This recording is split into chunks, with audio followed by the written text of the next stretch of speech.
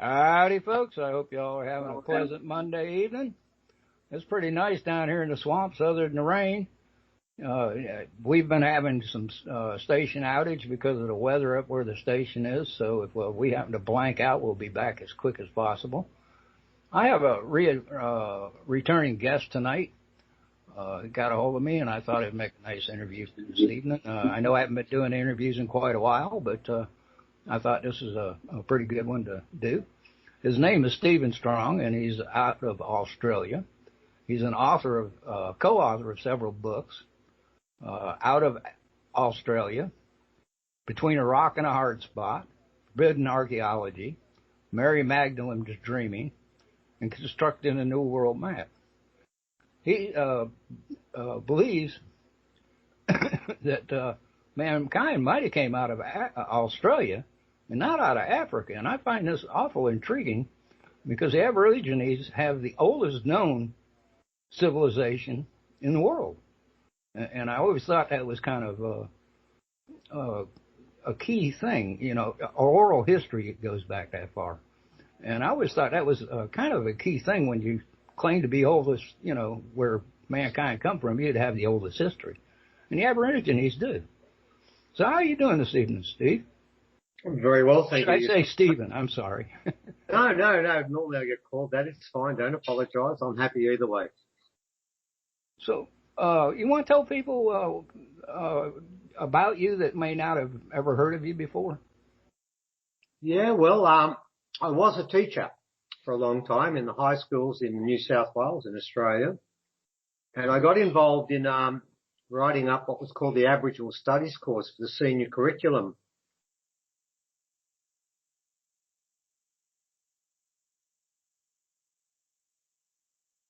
And as I was teaching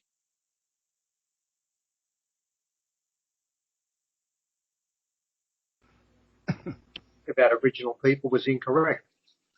So what basically happened was I went back to the Department of Education to try and explain to them that what we put up is an insult to culture and a mistake. And as usual with any government department, they wouldn't listen to me. So I resigned and started writing books and started doing archaeology. And then elders called me down, one in particular, Kano Walker, gave us ceremony.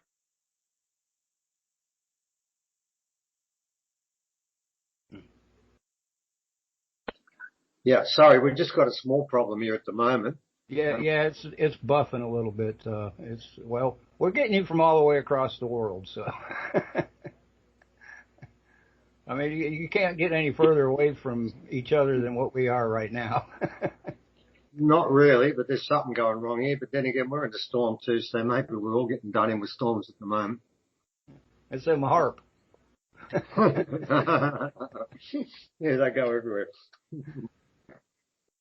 So that's where it came from. It was a matter of, I had all this information, was given more. I would have been happy to take it to the schools, but the schools didn't want to listen to it. So we just started to write books and started sharing stories some original people were giving us. And that's basically where we've got to today. Well, you put out quite a bit of information on your website. It's ForgottenOrigins.com. And I go up there every once in a while and check it out because you change stuff around up there quite a bit. Up there right now, you got some pictures that are really interesting to me. They were taken at, we call it Ayers Rock. Now, Aborigines or the Curry, they call it Lururu, right?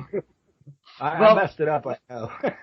No, it's okay because anyone trying to read original words, I always sit back and watch because no one gets it right. They're so difficult. It's actually called Uluru. Uluru. Yeah. Okay. I'll try and remember that. Good luck. You were there not too long ago, and you did a ceremony, and you done a study on not a study, but you were monitoring the human, the resonance, I can't think of the name of it now. Human. There you go. I keep trying to say human. The human resonance. And during the ceremony, it went crazy, didn't it? It did. It's a strange story, Thomas. I've heard about this ceremony at Uluru probably 4 years ago, we first heard talk of it. And from the very beginning, as you probably know from our website, we do pride ourselves on doing very strict science, but then we bring the mystical into it. From the very beginning, when I first heard about this, I thought, well, hang on for a sec.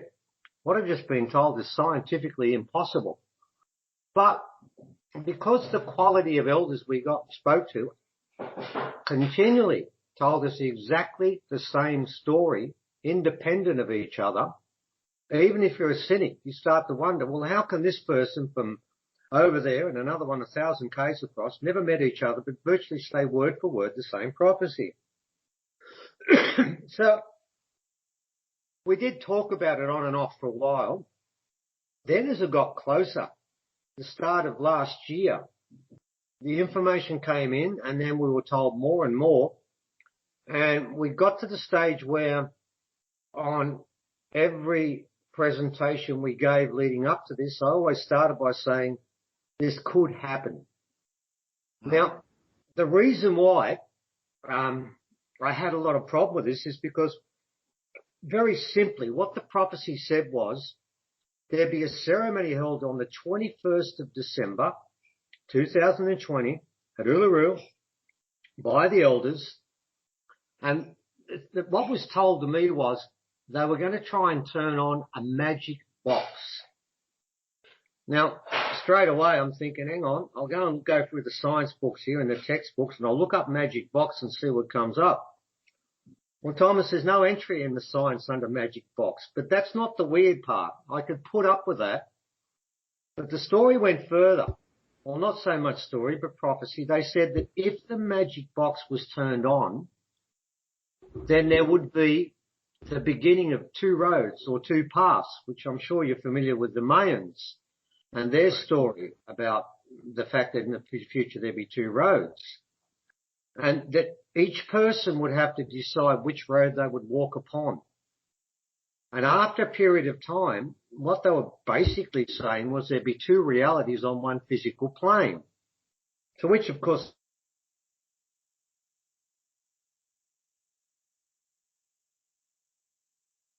such.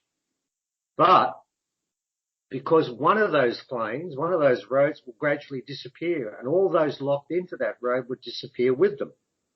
So what I'm being told, Thomas, is that down the line, probably 3/4 of humanity will just sort of vanish. And it was the prophecy, okay? And I sort of thought, okay, fine. But my problem was it was coming to me all over the place. From some people who were trying to mislead me. They told me part of it and lie about another part, and others at work would tell me the same thing. Irrespective of their motives, there was a commonality. But the trick was this, and this is what this was all about. We were told time after time, the ceremony held by the elders would turn the box on and make it run basically on neutral. But other people around the world had to be in ceremony at the same time to activate it so the whole of this process would take place. So it turns out that on that day around the world, a conservative estimate was around about 15, maybe up to 20 million people were carrying out ceremonies all over the planet, and they were focusing at Uluru to turn on this magic box. And I've got to make the point, I knew from way back that there was no magic box. This is where it gets weird, mate. But it was just actually a metaphor for Uluru itself. It was the rock itself that had within it, and so I'm told, crystals probably brought here by the Pleiadians way back for this occasion that would turn the rock on and then activate the resonance of the planet. And would actually, one of the things we'd be looking for is the Schumann resonance. They said that it would begin to ascend. So primarily that's what was supposed to take place, mate. That was the prophecy we were told. But even we did a presentation at Uluru. There was a conference on that was on at the same time, just coincidentally. And the day before I gave a presentation. And even then when I was up there, I had very good reasons to believe it was never going to happen. So primarily that's what it was about. And I give those 15 to 20 million people all credit because I know in Iceland it was 2 o'clock in the morning and all around the world because most of the places, it might have been 7:32 in Australia, but in most of the world it was at night time. I remember people wrote to us from England and said, we've put our feet in the ground because you had to be able to touch the ground or touch the earth for this to work. And they said our feet are freezing off. So I give these people a lot of credit for what they did. I hear that. Shoot, it's below 50. I'm not putting my bare feet on the ground. I might get down there and put my hands on the ground now, but I ain't put my bare feet on the ground that time. Well, I told some people, because some people said, can I wear shoes? I said, yeah, look, wear shoes and put some leaves inside. Put something from nature there so that your energy goes into the earth and then travels along ley lines to Uluru. And what's supposed to have happened is the earth will heal itself from within. And I was told if this ceremony was incorrect and didn't work, then the earth would heal itself from without. And that would be painful for everyone on the planet. So primarily that's what the ceremony was supposed to be about. Well, now I find that interesting, and then you know, like I said, you were keeping track of the resonance, and it did go up, and it stayed up for several hours, from what I understood. Well, that was the part of this, mate. But I found out the day before the ceremony was going to take place. I didn't know until that day when I got a phone call because we'd never been in contact with the elders. As you may know, Thomas, there's been a disease, a so-called disease running around the world and everyone's cut off from everyone. So we all know about that, but we won't talk about that right now. So even when I found out it was going to happen, and I conducted a ceremony with about 350 people, about 20 k's from the rock. Uluru was closed down for a day and a half. No one was allowed in. I know what they were doing. They were doing their own ceremony inside. And they even kicked people off the rock because they closed it at 10 o'clock in the morning of the ceremony and kept it closed all of the next day. It never happened before. So we knew that was happening. And lo and behold, we did the ceremony.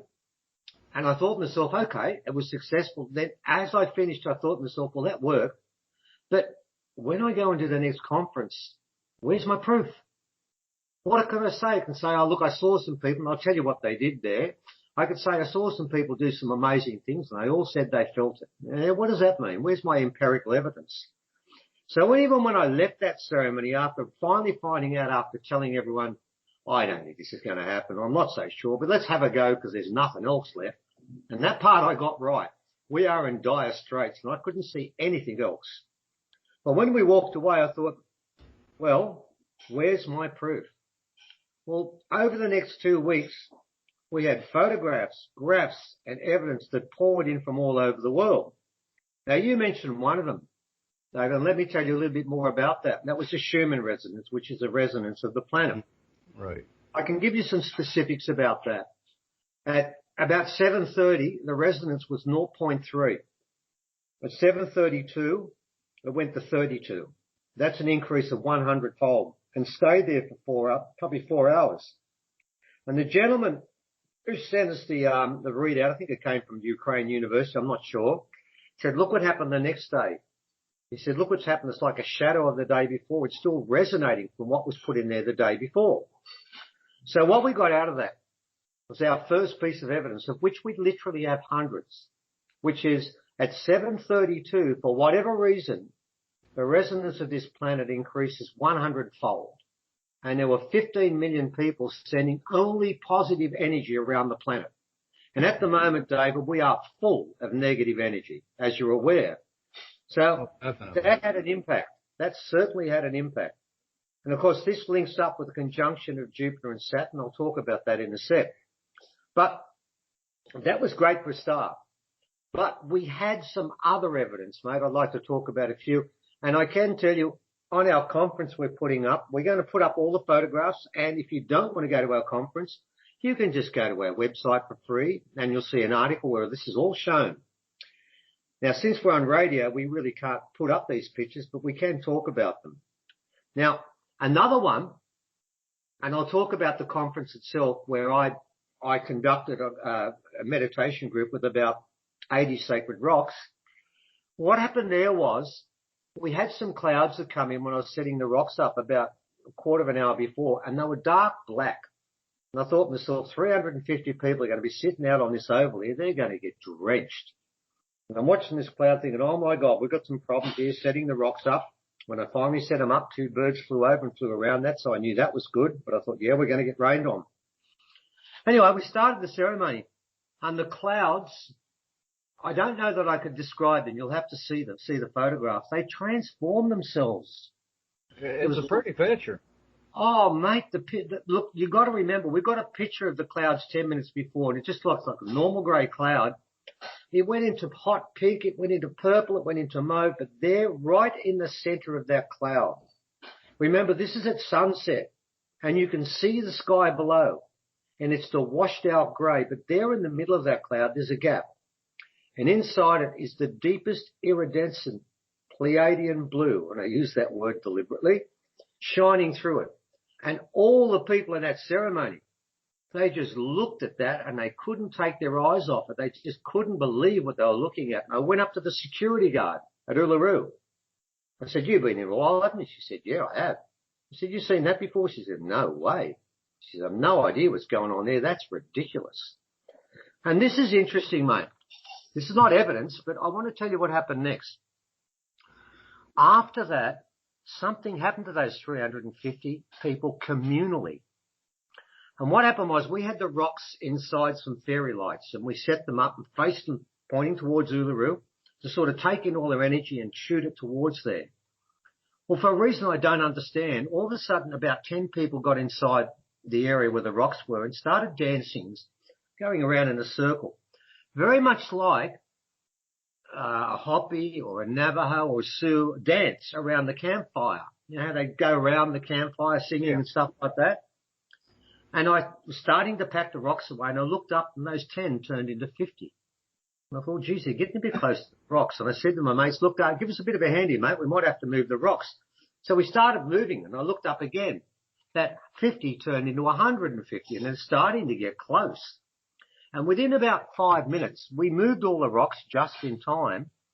Everybody was singing and going round in circles, holding arms as they moved around. And it sort of built up for the next half hour, but nobody started it. Nobody said, let's begin this. It just sort of happened spontaneously. And they were acting so tribally and so indigenously, but they're all nearly all, there's some black fellas there too, but mainly white. No one began it. And it went on until they basically couldn't move anymore. And then they drove them back in the bus, and most of them fell asleep when they went home, went back to the resort. But what I saw there was a lot of people said they had their hands on the ground. They could feel the vibration so much they took their hands off the ground, and they could still feel it running through their body. And other people said they saw original spirits standing around, and everyone had this amazing reactions. And I remember being asked on the radio by some people in Australia who had reactions when they were in Cairns, and they said, what did you get out of it? What reaction did you get? I said, I got nothing. Didn't feel a thing. He said, but what I got was what I saw when these people turned from being middle class and upper middle class white fellas to Indians, Americans, Druids, original people dancing around the campfire spontaneously. So that to me gave me a clue that this is legit. But then soon after, there's another one. It's a film. It's only 1.5 seconds long. And it was taken of Uluru from a different angle, from some people that didn't involve themselves in that ceremony. And that film, and it's there, and you can see it. You can either see it on our presentation, online conference, or if you haven't got the money, everything we do is put up free. You go to our article, you can see it. What happens is, at 7:32, with a movie, like some sort of film going, there's a huge flash of white that covers the whole of the sky in every direction. And for the cynics, it says, oh, it's a flash from a camera from behind. Number one, they said there was no one behind with the flash. And number two, because there was no one behind them. Number two, the intensity of white is the same through the whole of that picture. But it goes outwards from Uluru. None of the white touches Uluru. Now, the interesting part was that the people who filmed it never saw it. That would have been a hell of a flash if that was from a camera, because it's a pretty big flash. Oh, it's a massive flash and the sky turns white. Now this is sunset. It doesn't do that. And then it goes just after that second, it's back to normal again. And we believe that was the instant when the rock or the magic box, call it what you will, actually went off. So there we got some empirical evidence. Number one, the Schumann resonance saying at 7:32 it increases 100-fold. Number two, we've got the light, the ignition point taking place. But then number three, then you start to go around the world. And if you go to Croatia, we've got another picture we put up there that was given to us at 7:32. And I did find out later from someone who is Croatian, from his father, that all over Croatia, everyone was talking about this on Facebook, and it was shown in the neighbouring Balkan states, but it was not allowed to be shown on TV in Croatia. And what it is this massive golden cylinder of light that starts in a midpoint in the sky, goes down past telegraph lines, which are going across this light, and goes into the sea. And it's a golden colour. And it looks like there's a saucer above it. That's the shape. And it's different because above that saucer is nothing. So it comes out of the middle of the sky. Now, for the people who say it was Photoshop, what I can tell you is on Facebook, no one referred to the photo. They said what they saw. And I've got a person right now who's actually translating it back to English, and I'm going to put up some of the comments there.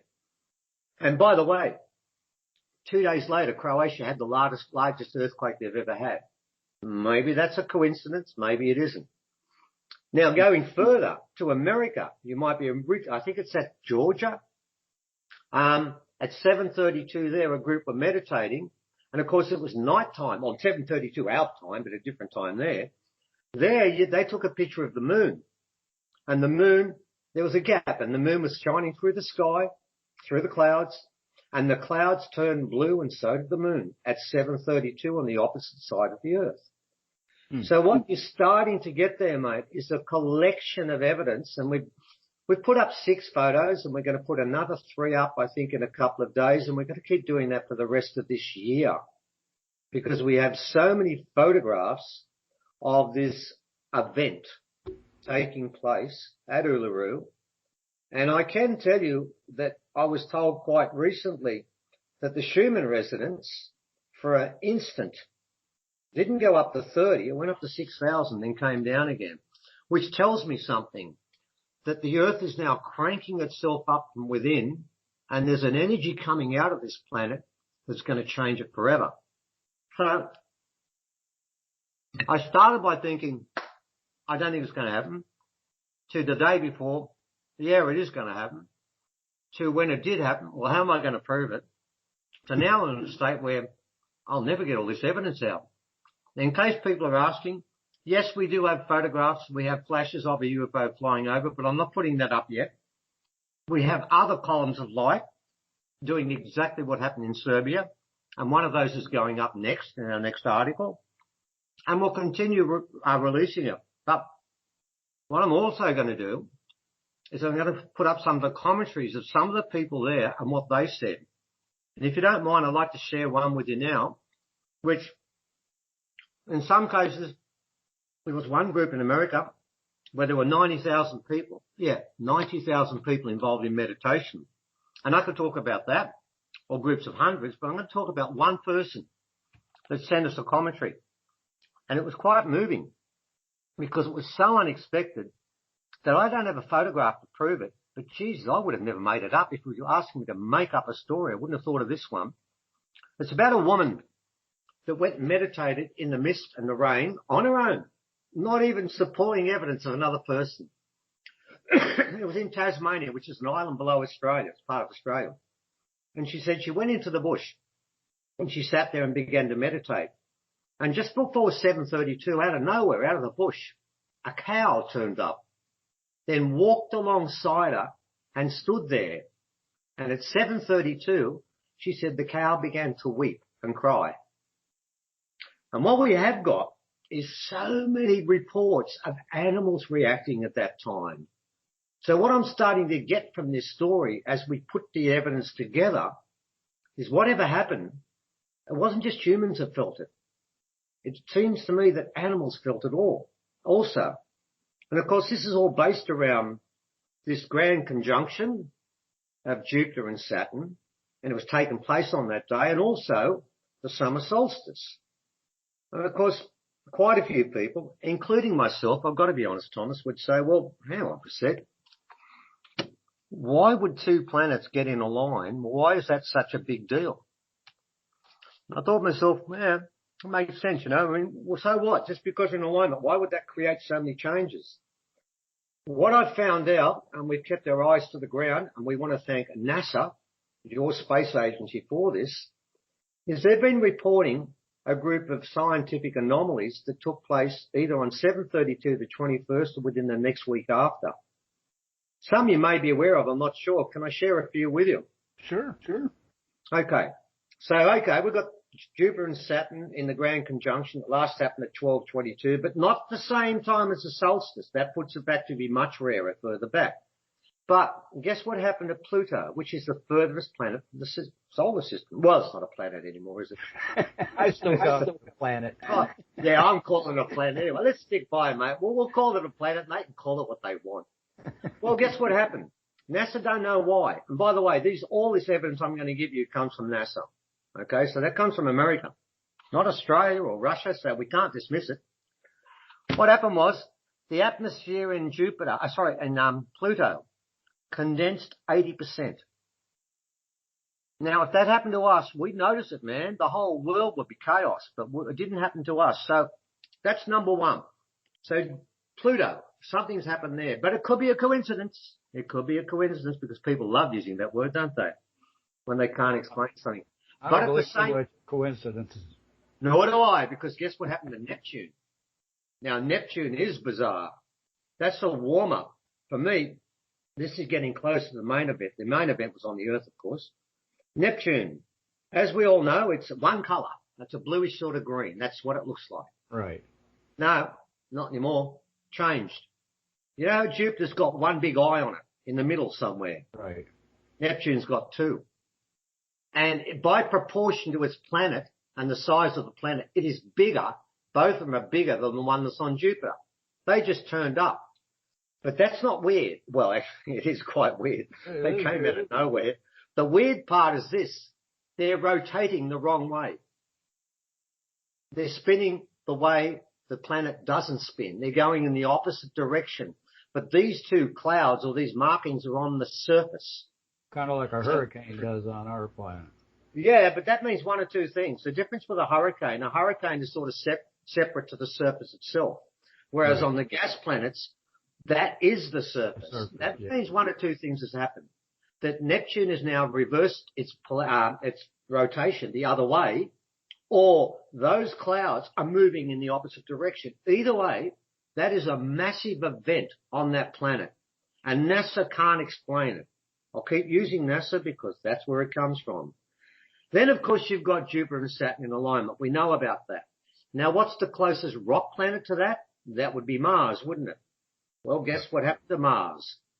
According to NASA, not me, the polar axis shifted 4 inches. Now, people might say, 4 inches, half a foot, that's not much.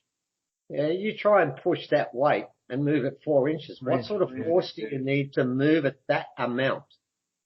A lot.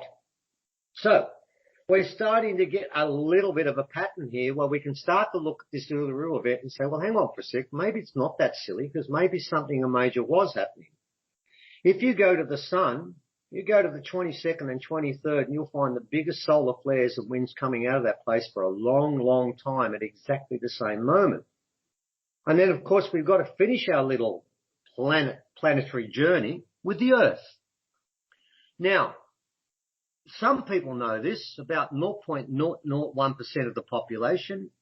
Thomas, were you aware that quite recently, in the end of December sometime, I can't get an exact date, it might be 2 or 3 days after, I'm not sure, we had the 2 largest earthquakes on this planet ever?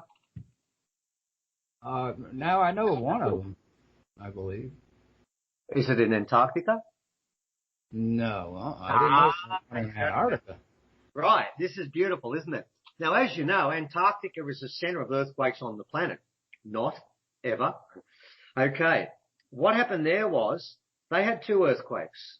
Now, San Francisco, I think, was 9 or 9.1 and in the start of, and had a bad effect there, didn't it? And there was one in Chile, which was 9.2, which decimated the place. That was a bad one for people. Not like these. They're nothing compared to these 2, because as you know, those numbers go up exponentially. So from 9 to 9.2 is a big gap, isn't it? Yep. The ones in Antarctica were 9.6 was the first one, and the aftershock was 9.7. Number one, it doesn't happen that way. The first earthquake is the biggest one.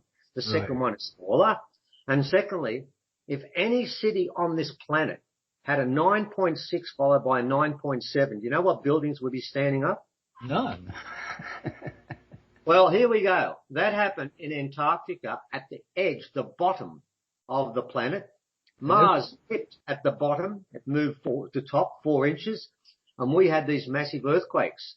2 days later, Croatia has its biggest earthquake, but it's only in the 6s or 7s. And this was in December? End of December. I can't get an exact date on that. It could be 23, 24, but it's around that 21 link again. Yeah, I might be able to find a date on that. Give me a couple of days and I'll let you know.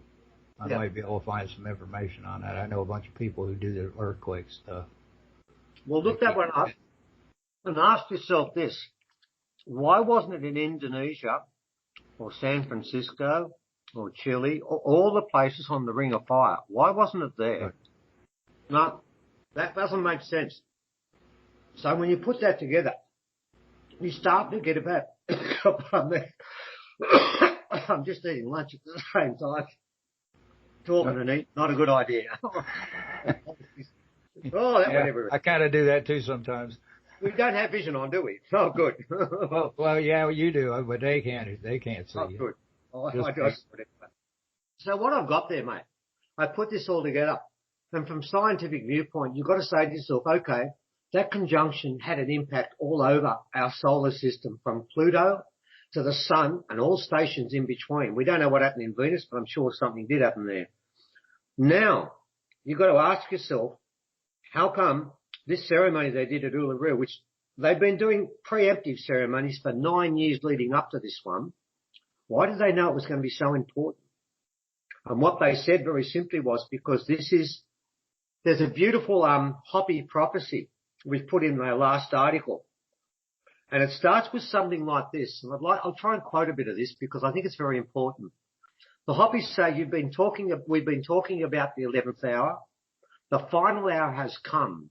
Go back to your homes and where you live and prepare. And they say check your water, look about who your friends are and stuff like that. Then it goes on and makes a really interesting commentary. It says, they say this. I can't remember the name of the gentleman. We've got it up there, but he said there is a fast-flowing river that has been created. Remember the Mayans said there was a road? Well, they're calling it a river. It's the same thing, okay? It's just another metaphor. And this is what the elders said. They said, do not be afraid. Jump into this river. You will find there will be people on the shorelines and they will not. They will hang on. They will grab the trees. They will not come into this river. Pity them. Jump into that river and celebrate with the people who are there and have no fear. Because he said this, the river will take you to its destination. For those who do not get in this river, they have no destination. And he said, this is where you need to go. And he made it very clear. He said, go down this river. Keep yourself spiritual. Keep yourself strong. Do not let your ego speak, because if it does, you will fall out of this river and never find it again. Control your ego. Then there's a beautiful line at the finish, which sums up what this is all about. And he finished with this. He said, we are the ones we have been waiting for. And that's what this is all about. Because what I'm told is this. You might have noticed by now, the whole world is splitting up between this COVID thing is symbolic of the 2 roads. Some people have been believed in it. They're going to do what they're told. They're going to get all the different jabs from whatever's been done from the 2-week trial with 20 people that they picked in advance and said it's okay. People will believe that and go that way. I think that's not the right river. Because remember, Sib, we are the ones we're waiting for, which means you have to be an individual. You have to make a choice, and it's a very big choice to make. It's probably easy to stand on the shore and jump in the river, but they're saying you've got to do it. And what's interesting is that I believe that the people who take the river where you're guided to what you've got to do, and you've got to do this, you've got to do that, you've got to do something else. You're not the ones you're waiting for. You're following someone else. That's not what they want. You've got to go out on your own on this one. And what they're saying is now this time has come. Now, if you look at all the different scriptures on this planet, they talk about a golden age that will come at some stage. Well, the indigenous people speak about it differently. The original people look at Uluru. The Mayans talk about a road. The Hopis talk about a river. And they all say the same thing. It's here. So that ceremony was what that did. And I was told by many elders the same thing. If Uluru was turned on, it would run down 5 ley lines in Australia, song lines rather, turn on those sites, and then one in New Zealand, which we call the Rainbow Ridge, turn that side on, which it did. And from there, it's like a spider web of ley lines and song lines throughout the whole planet. All of them have become charged up. Every sacred site on this planet is now reverberating, and it will grow as the years pass. My understanding is, when I say years, I'm not talking decades. I'm not even talking a decade. I'm talking years as in 2, 3, 4 at the most. And during that period of time, I was told that the Schumann resonance will peak and ebb and flow and get us used to it. And eventually, it will stay continually in the hundreds. But if it did it right now, it would kill all of us. The power of it and the energy would be too strong. So what the planet is doing is it's slowly getting us used to this new way of living, and this new energy force is going to come out of this planet. We're being activated. Yes, we are. Every one of us is being activated. But here's the beauty of this, mate. We get the choice. If we don't want to be activated, we will stay at that lower vibration, and that will continue. There will be 2 vibrations at once. For the people who don't want to be activated or enlightened, whether it be, well, I'm going to be honest about this, all members of the Cabal. I don't think there's an exception there. I don't think you can stereotype, but I think we can with the Cabal. I think they've done very well.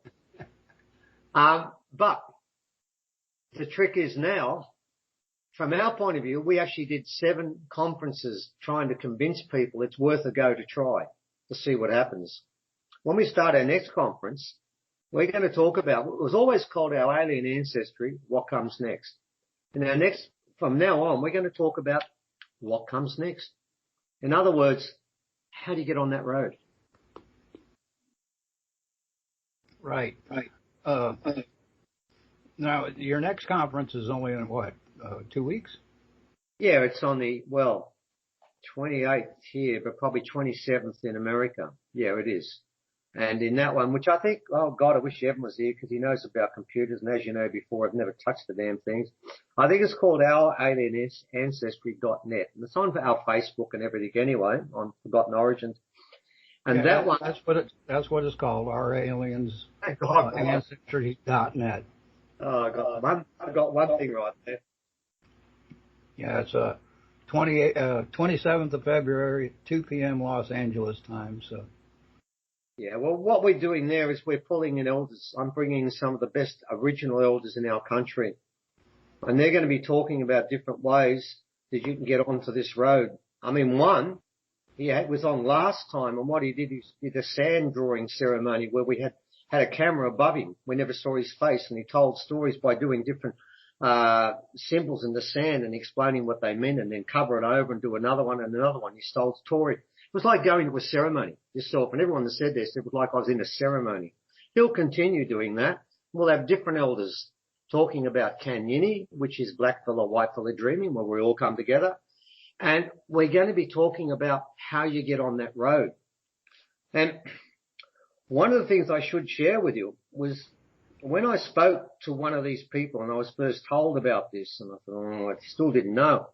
At the end of it, I asked this particular person, I said, well, okay, let's say this actually happens.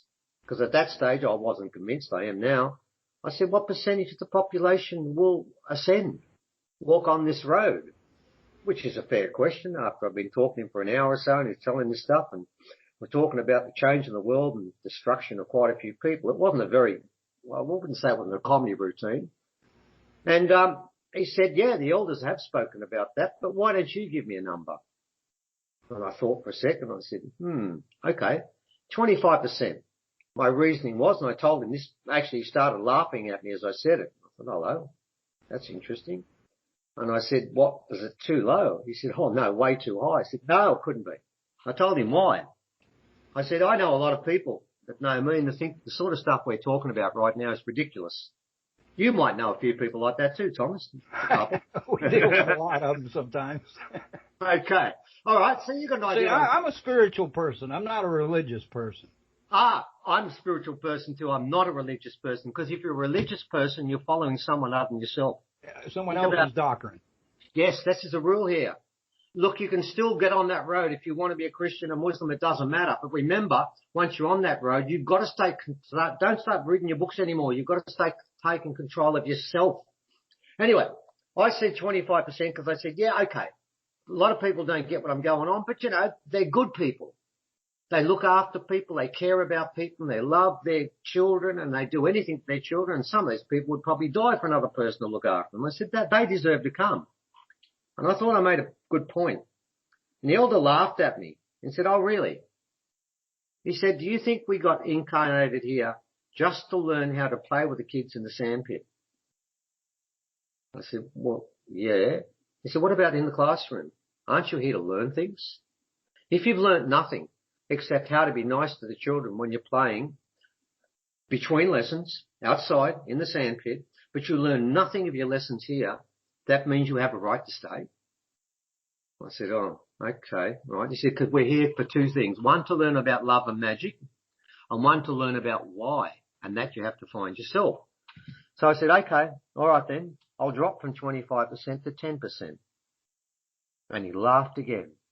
I thought, come on, I've got this all right this time. I'm okay. No, I'm going to stand by this. And I said, no, you're wrong. I said, around about 10% of the population, they talk about this sort of stuff, and they do care for other people. And I said, that's good enough. He said, no, it isn't. And I said, why not? He said, okay, let me ask you a question. I said, okay, I'm all right. I'm okay here now, Thomas. I've got him. I'll be right. I'm going to stay to 10%. He said this to me. He said, you ever run into fools and idiots on this planet? I said, well, yeah, every day, all the time, constantly, on TV. I can't turn the bloody thing on.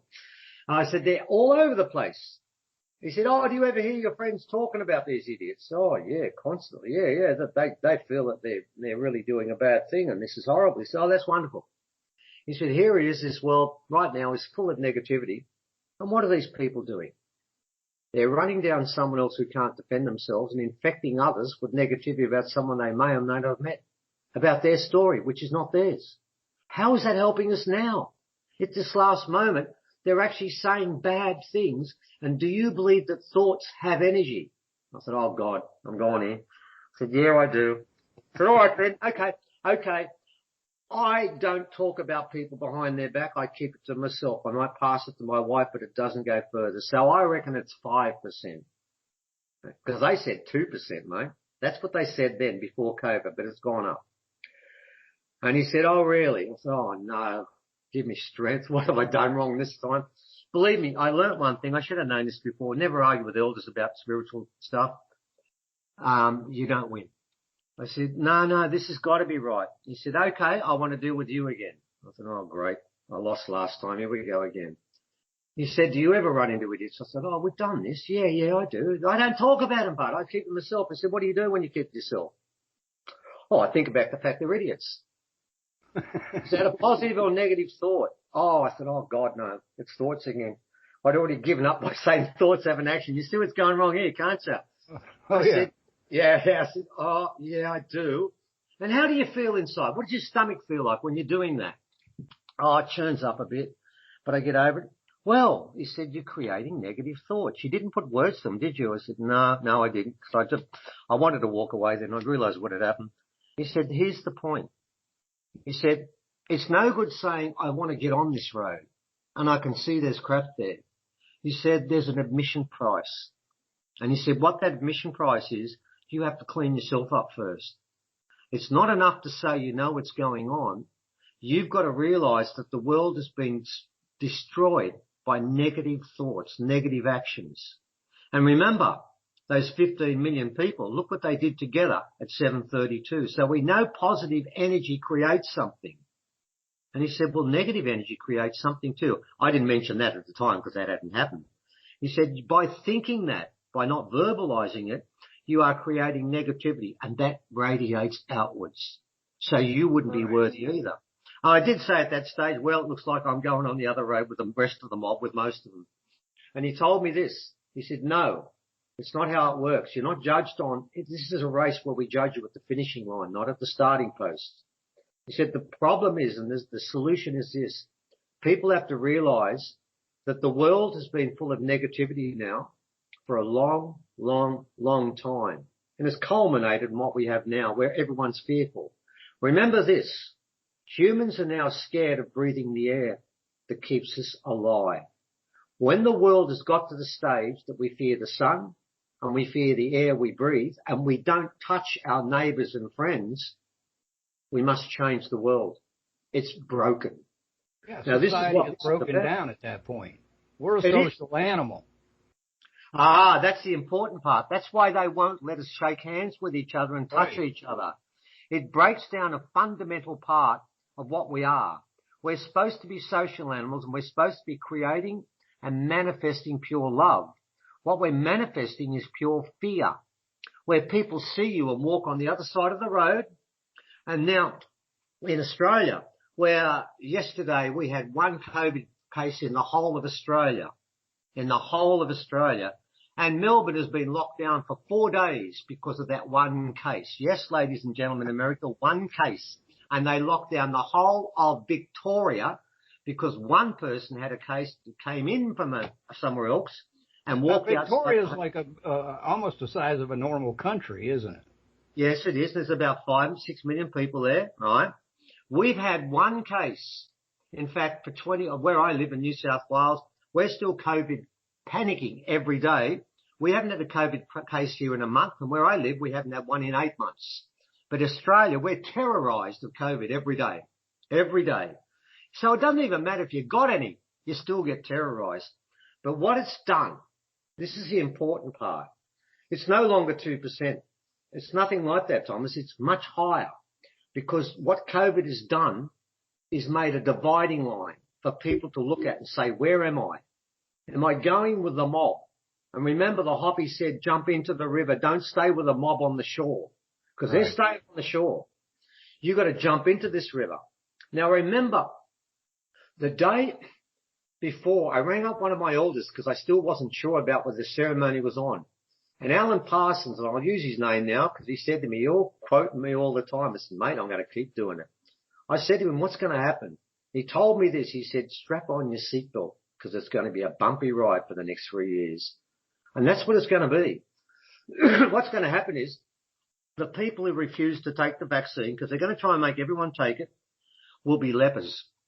They don't want to touch us. They don't want to go near you. And it's ridiculous because my thinking is, well, mate, you've had your jab. You're safe. We're the idiots. We're the ones who are going to die. You won't get it. Why are you shunning me? Because you can't catch it. I'm the one who's going to die. You should pity me rather than shun me. But no, in our country right now, the Prime Minister has told us we can't make you take it. But if you don't take it, you can't go to a government department. You can't go in a restaurant. You can't go in a theatre. You can't go here. You can't go there. And you need to show your chip to get to these places. It really sounds like Nazi Germany where the Jews were given arms. Well, if you don't have your COVID tick, you are basically a leper, a Jew, whatever you want to call it. I'm not running the Jews down. I'm saying this is how we're going to be treated like the Nazis treated us. And the people who are doing this behave like Nazis too. This is what the world's come to. And I've got to make a point. Some people are going to say, well, what makes you think the original people would get this right? Let me tell you what Auntie Minnie Mace told everyone 5 years ago. I remember a lady came up and saw me recently and asked me if I remember what she told us. But only Minnie Mace told us 5 years ago about the toilet paper. And I looked at her and said, what are you talking about? She said, well, you were there. And my son was there too. And we both said, no, we don't remember it. She said, well, I don't know why, because I heard it and so did Nina and so did others. And she told me what she did. Only Minnie Mace was asked by somebody, what's the first sign of the change? Because all the original people, all the indigenous people know this change is coming. And she said, oh, that'll be easy. You'll all notice it. She says, because in Australia, there'll be arguments in supermarkets over toilet papers. There'll be fights about it. People will be selling on the open market. There'll be security guards guarding toilet paper rolls. And I know why I didn't think of it, remember it, because I would have thought it was stupid.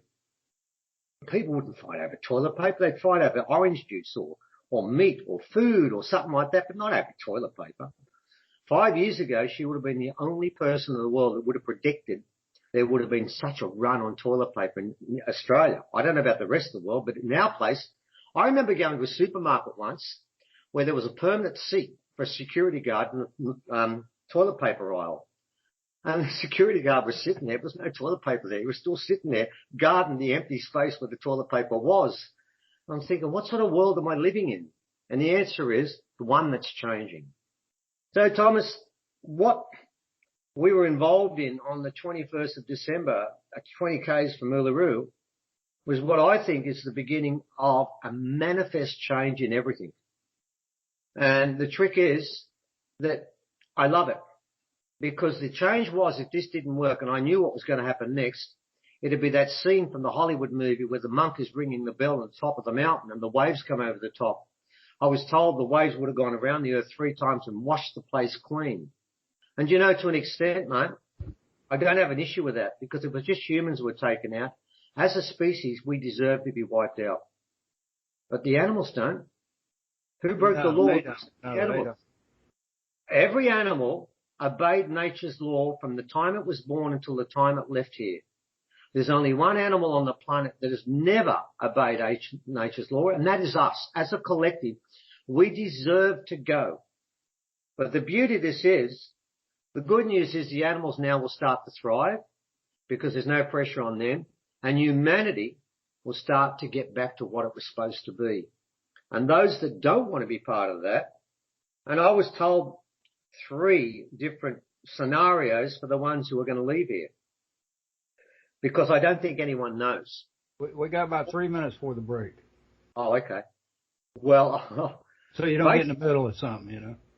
No. Well, basically what I'd say is this, that I was told of those 3 choices, one was they were wiped out completely, and I didn't believe that, because you can't destroy energy. You can't destroy it.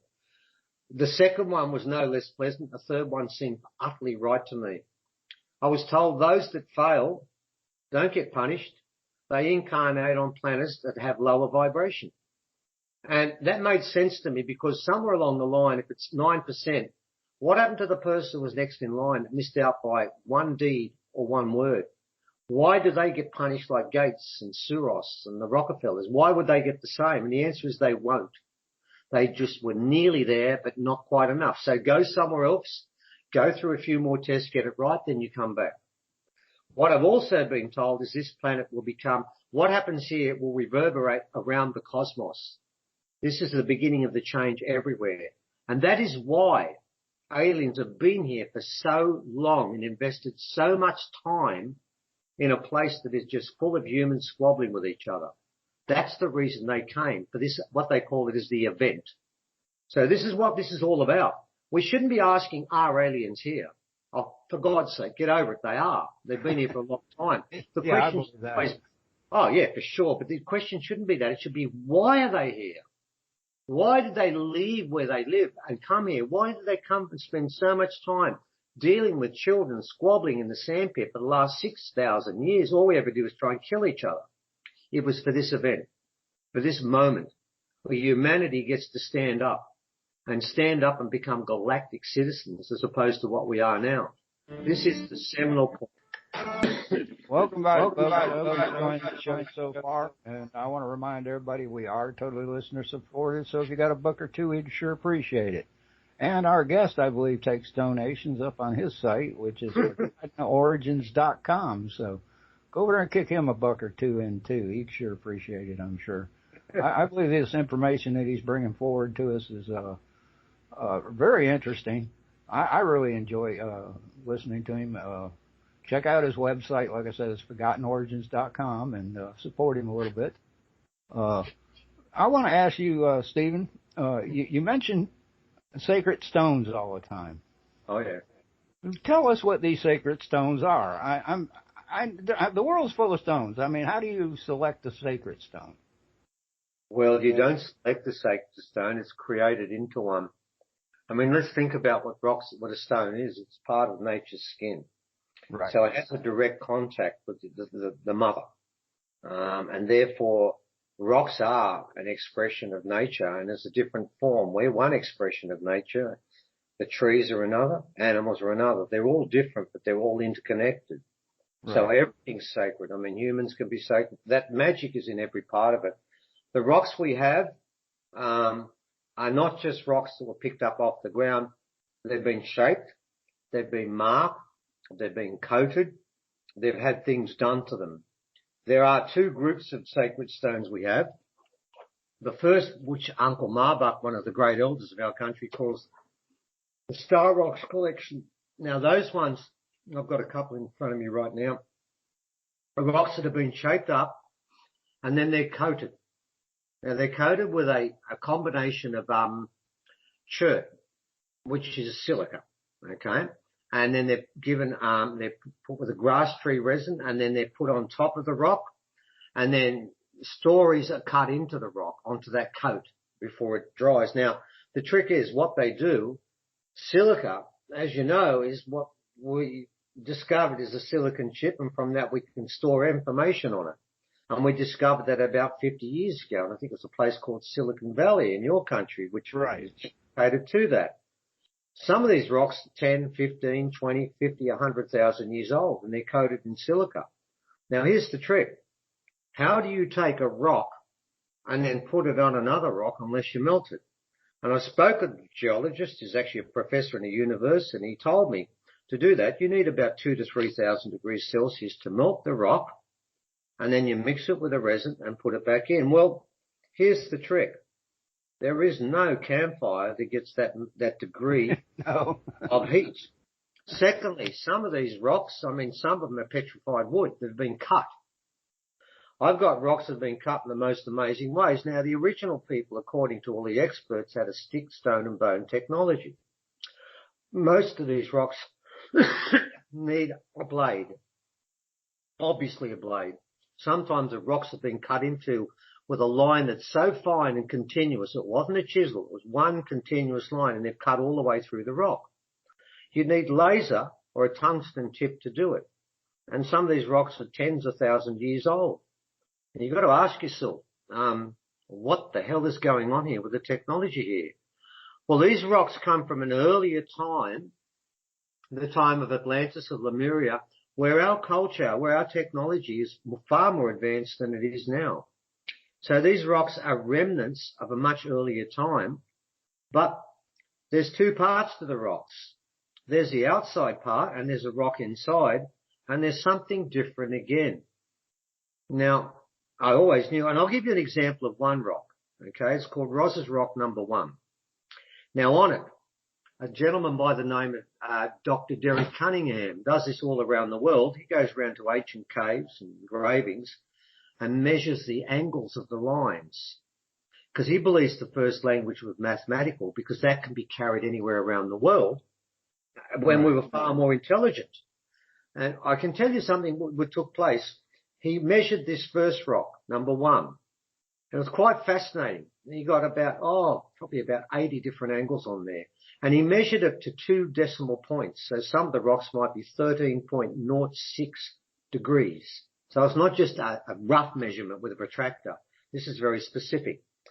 So what happened was he measured those rocks, then he compared it to rocks he'd measured elsewhere around the world.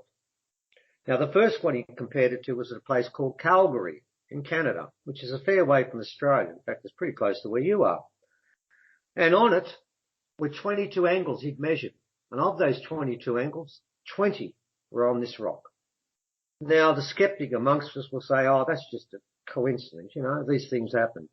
Well, fair enough, maybe it was. 20 out of 22 is a pretty good score. Then Dr. Samir contacted us. He's working on the Bosnian pyramid. They found a rock in one of the tunnels there that had lines and angles like ours. So Dr. Derek measured them and he got 15 angles. And all 15 are on that rock. Now we're getting past coincidence because that's 34 out of 36. 37. We're doing pretty 35 out of 37. Then we compared a rock from Germany and there were 10 angles. All of them were on this rock too. Now I've got Germany, Bosnia and Calgary, and then I've got Australia. Now that rock there, I believe, is the Rosetta Stone of first language. So what we find here is on these rocks, some of the information we're starting to work out, and part of it, it's a language.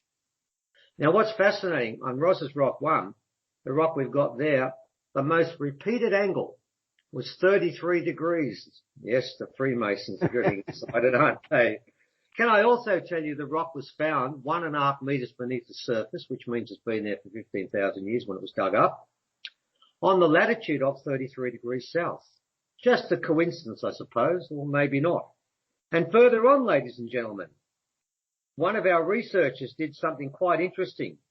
And this sounds quite bizarre, but they did it. We've shown it on many presentations, many times. They superimposed the street map of Washington, D.C. when it was first made. There was a plan for it, where the roads went. Right, yeah. Do you know if you put that map on top of Ross's Rock 1, both sides, it fits perfectly? Wow. So when I tell you these rocks are sacred, they're sacred, and I'll tell you a story about that next, but they also contain information that today we're too ignorant to understand. My eldest says these rocks were made for a time when we had more DNA. What he meant by that is, you know the junk DNA we all claim to have? Yeah, yeah, we know I don't believe it's junk.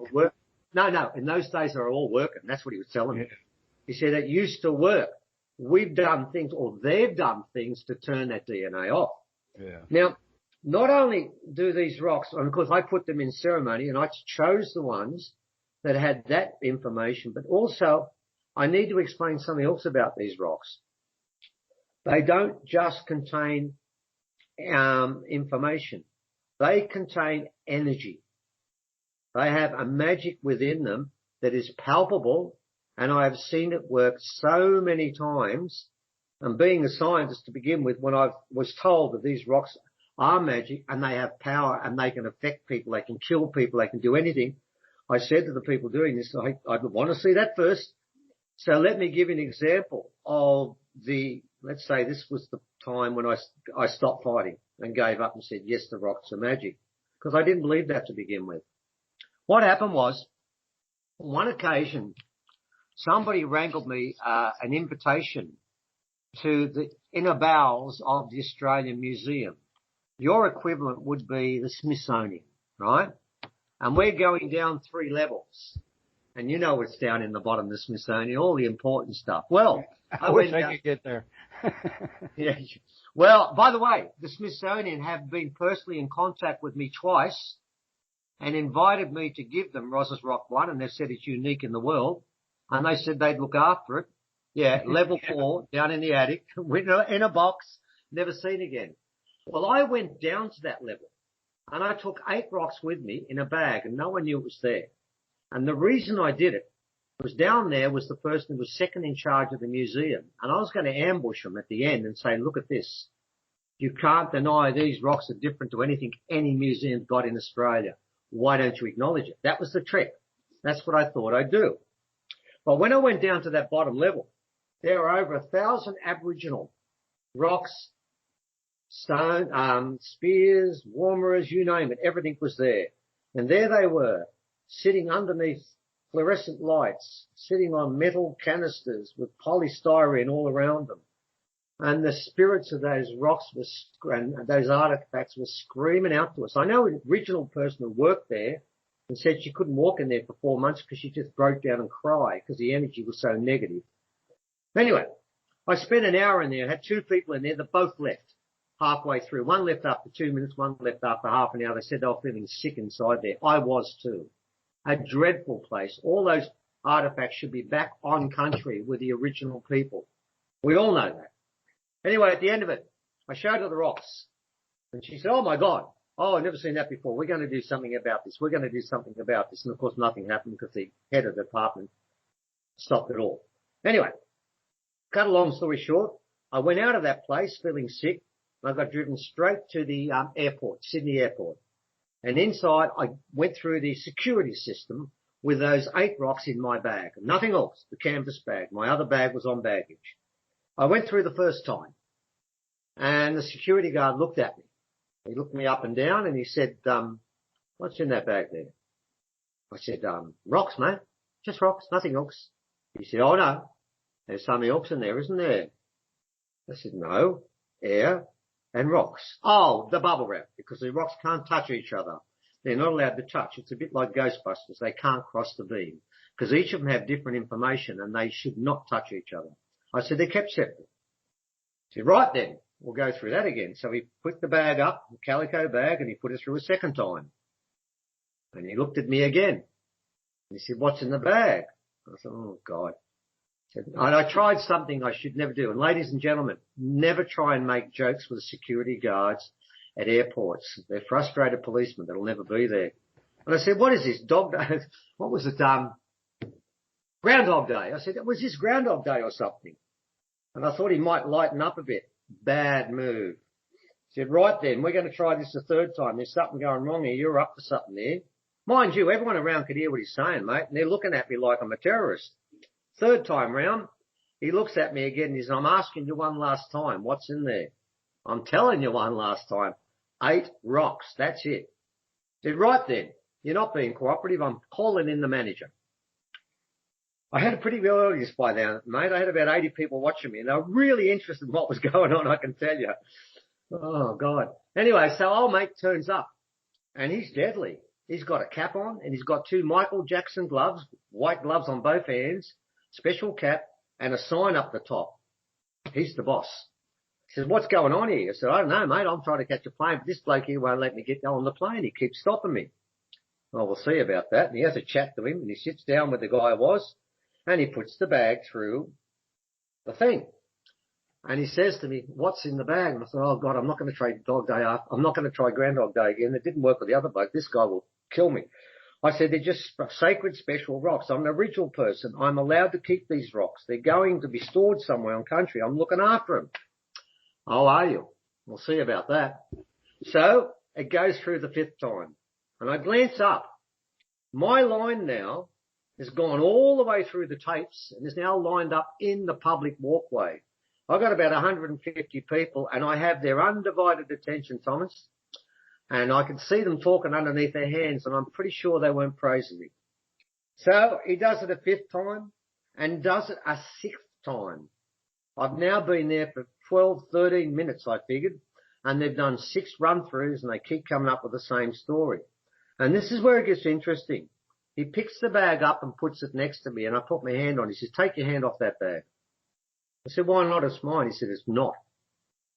I said, it's mine, mate. I know it's mine. He said, mate. He said, this is the law. The Australian government made this law. From the time your bag, and I think that's the same in America too, goes on that roller until it comes back and we give it to you, we legally own what's inside there and the bag. I said, that's ridiculous. He said, that's the Australian law, mate. You can't fight with that. He said, I'm going to search this bag now because we know there's something in there. I said, mate, before you do, I want to tell you one thing. I said, there's 8 rocks in there and they've got bubble wrap. I said, if you wrap that bubble wrap, you'll die. He said, who says that? I said, that's blackfellow law. And blackfellow law is much stronger than whitefellow law. Your decision, mate. I've warned you. If you unwrap those rocks, you're dead. And I now stand back. I've absolved my responsibility. It's entirely up to you what you're going to do. It's your call, mate, not mine. As by the way, where's the defib? And he looked at me. And I was serious, by the way, because I know what these rocks can do. I know people who've touched these rocks and they're dead. And I won't talk about those stories, but that I knew. I know other people got cancer from these rocks when they touched them, weren't supposed to. I heard recently of someone who touched the rocks, and the rocks made sure, first of all, he had a divorce, lost his house, crashed his car, did about 4 more things, then got cancer and died because he did it badly. So I knew this stuff. Anyway, he didn't unwrap the rocks. He was very smart. He had a bit of brains in him. He went through them. He shook the bag about 4 times, looked inside it, got another guy to look inside it, then put it back and put the rocks inside. And he sort of stopped for a sec because he'd been really officious and nasty. And he sort of stopped because he was so stunned and confused. His guard dropped a bit.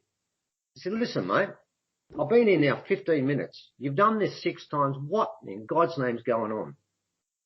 He said, mate, see that machine there? He said, yeah, I see the machine. Best in the country. This is Sydney Airport. It's the biggest airport in Australia.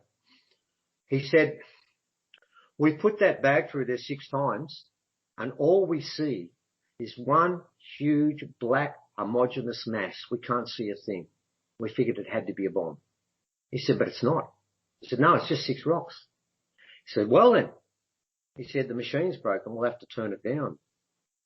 Turn it off. I said, you want to tell the guy that's been waiting here for 15 minutes next in line, he's not going to like it. So, oh, we don't care about that. We're going to have to turn it down. It's broken because there's nothing in there. I said, I was telling you that at the start. I said it was just 8 rocks. He said, yeah, but it didn't come up that way. It just come up as one. The energy. That's it. You got it. And this is the trick I'm trying to lead up to. These rocks, the sacred rocks, not just the rocks that are on the ground, but the ones who've been picked up and marked and given ceremony, they absorb energy. They absorb the energy. Now, if a clever fella was using that magic for good things, then it absorbs that good energy. If someone else was using it for payback or bad things, it absorbs that energy. And I've got rocks that will kill and rocks that have killed. As much as it's not my fault. I stand away because I've done presentations on some occasions people have snuck behind to touch a rock. And then things have happened. On some occasions I know some people have died and other people got sick, all sorts of stuff. Make it very clear every time. What they do is they actually are, as the elders call me, they're time capsules of us and what we do within it. It absorbs energy. And this case, it absorbed all that negative, dark, miserable energy in the whole of that room and then just radiated outwards. And when a machine come along, it just showed that dark, black energy. So yes, they are sacred rocks. And I've had some of these now for 10 years, but I've got to make the point. I've never picked up a rock off country. Every rock has been bought on the open market or given to me. And what we are now doing, we're in the process of actually putting them in an original museum in another state, and I won't say more than that, and they will stay on the ground in sacred formation forever. They'll be covered at night, then left there, and they'll stay in formation. They create their own portal. And that portal will be aimed at Uluru, the rock. Now, if you ever run across one of these, it would be best not to touch it. It would be, you would get hold of an Aborigines elder to see what needs to be taken care of. The problem with this is you've got to remember these rocks were made way back, not in campfires, but in a different, different technology. Therefore, the elders of today, because the original people made a decision maybe 20,000, 10,000 years ago, maybe 50,000 years ago, to walk away from technology and become purely spiritual and just walk the land as hunter-gatherers. That was an intelligent, deliberate decision.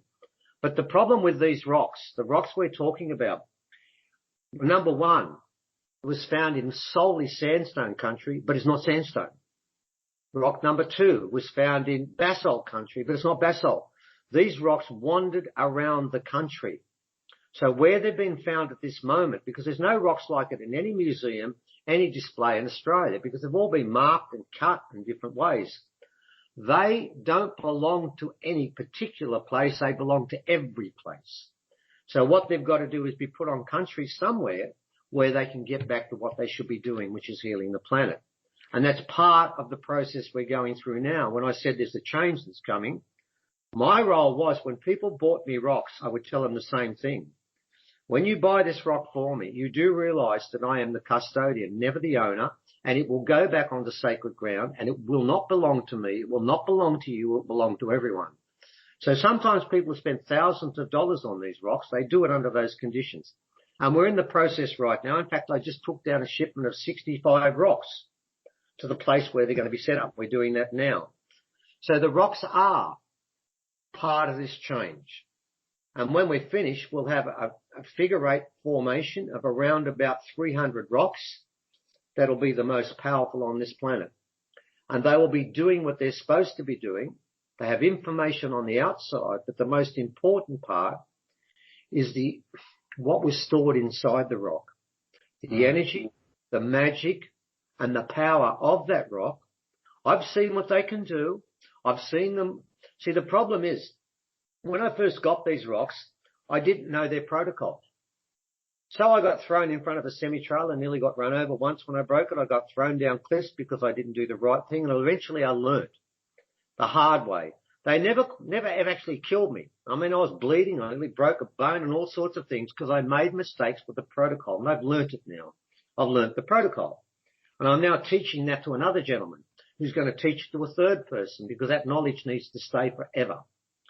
So the rocks to an extent. And of course, before we did a ceremony at Uluru, I took 5 of my rocks to Uluru and placed them on the rock the day before and gave them ceremony to start that process too. So these rocks, how can I put this? They're aware. Oh, let me give you a great example of what they're like. On one occasion, my wife, who's a painter, was painting number 1 for the lady who actually found it as a thank you. And she's a really good painter. And on one occasion, my wife, this is my wife they tried to kill. I nearly killed my wife. This rock did it. My wife accidentally touched the rock to move it around to get a better angle. I was about 3 rooms away at the time and I knew it. And I said, "What have you done, Del?" At the same time, she cried out in agony. A pain, this massive pain was running up her arm. Would have gone into her heart and killed her because she touched the rock and she was female and it's a male rock. So I came out, I saw what was going on. She said, "I've got this pain running up my arm." I said, "Okay, fine." I had another rock. I took her outside, smoked her, put the rock and stopped her. And if I hadn't have done that, it would have killed her. Now, she's my wife. They know that, but she broke protocol. There was another lady, to give you an idea how this works. Another lady rang me up from Queensland and said, "We found this rock at a place called Chinchilla." Now, you guys probably don't know that in America, but it's actually in Australia. If you want to go to the centre of fracking, where there's a rabbit hole every 3 inches, that's it. It's just a place full of holes. And this lady found this rock. She said it was underneath high tension power lines, and she picked it up. And she did it a favour because it wasn't happy where it was, I can tell you. Underneath high tension power lines in the place it's been raped. Fracking everywhere. She took it home. And in the morning, they work at the fracking place and they have machines that make holes in the ground to continue the fracking. All 4 machines wouldn't work. Every piece of machinery, electrical device inside the house stopped.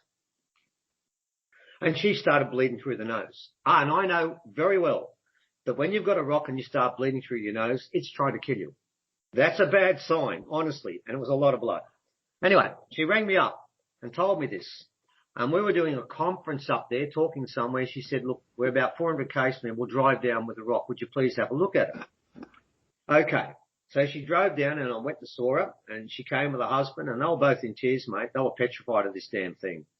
And she said, "I'm bleeding through the nose and it's getting worse. There's blood all over the sheets and all over the pillowcase. I think it's trying to kill me." And I said, "Oh, yes, it is." And anyway, I looked at it straight away, knew it was a male rock. It wasn't a bad rock, but she'd broken protocol. Only males should touch this rock. The same with the female rocks. Same rules apply. It was killing her. Even though she saved it, it was still killing her because protocol wasn't actually observed. Now remember this, what I'm saying is the rock is aware that she's female. The rock is able to do things on its own. That's what I'm saying. Anyway, I said to her 2 things. Number 1, go back there, find an elder that won't put it in a display case, that will give a proper ceremony and look after it properly and give it to them. Or if you don't want to do that, give it to me. I'll try and clean it and it'll go on country with us. Anyway, so go and think about it and come back and see me tomorrow. Anyway, she came back 10 minutes later and they were both shaking. She said the rock told both of us, and we both said the same thing at the same time, that if we get in the car, it will kill us both in a car accident. And she said, "We know it's going to happen. Would you please take it?" I said, "Well, I don't have a choice, I will." So I did. So I brought it home that night and I put it on my dressing room table. I figured, okay, we'll try and clean it. And I woke up in the morning and guess what was all over my pillow slip? Blood. It was on the sheets too. My wife looked at me and said, what's going on? I said, I'm having a bit of trouble with this rock, but don't worry about it. She said, what am I going to do here? I said, well, I don't know. She had to go and buy nappy set. Apparently that gets the blood out. So anyway, I'm putting with some other rocks in that night. The next night I put it with me again and I woke up in the morning, there's blood all over the place. And I said to the rock, you're going to have to kill me, mate. I'm not going to give up on this. And for 5 days straight. But on the 6th day, the blood flow was less. And on the 7th day, it was gone. So what I'd done is slowly, I got the rock used to the fact that I'm a male. And secondly, I had the right to hold it. And thirdly, that I would look after it. And then it eased up. So what I'm saying to you is basically it sounds like I'm talking about these things like they are living entities. Well, they're not living, but they are entities. They can absorb and they do have an awareness. I'm not saying they have a soul. I don't know about that. But I can say one thing. These rocks are aware of what we're doing and have a reason for being found now. There's a large rock called Uluru, which is generating. Then there's many small rocks that are doing the same thing. So they're all part of the same story, but from a macrocosm to a microcosm level. So that's sort of roughly what these rocks are like. I mean, I could tell you many stories about the good things they've done, but I've always found that it's best to let people know in advance because about 2 weeks from now, I'm going to present these rocks to a high school. I'm going to, piece by piece, the whole high school is going to look at it. And I've got to make it very clear to them, under no conditions can they touch these rocks because the rocks do not appreciate people that are touching them unless they're supposed to. So they are, well, they're rocks, but again, they're rocks that don't agree with science, I'm afraid. Now, how big is the biggest one of these rock? I mean, they're not huge. You're talking about, rocks you can pick up, so they can't be too big, right? They vary. I've got one that's a pure granite slab that's been cut properly both ways, completely cut, and it weighs 7 kilos. I've got one I'm taking down next time to where they're storing, which has got 7 holes drilled into it, that represents the 7 sisters from the Pleiades. That weighs 10 kilos. Then I've got other rocks that weigh 5-10 grams. It can vary because the rocks have a variety of functions. None of them are for cutting, for digging, for any of those sorts of things. They're all ceremonial rocks. And then we've got another group of rocks which are basically magic and spiritual rocks, and they aren't coated. So there's 2 groups. The ones that are coated, they're the Star Rocks collection, and other rocks that have different functions again. But they vary. They're every type of make. They were found all over Australia, but as I said, they wander constantly because you will never find any rock like any of these anywhere in the country because everyone that's made like this, they're unique. They're one-off. They don't make copies of them.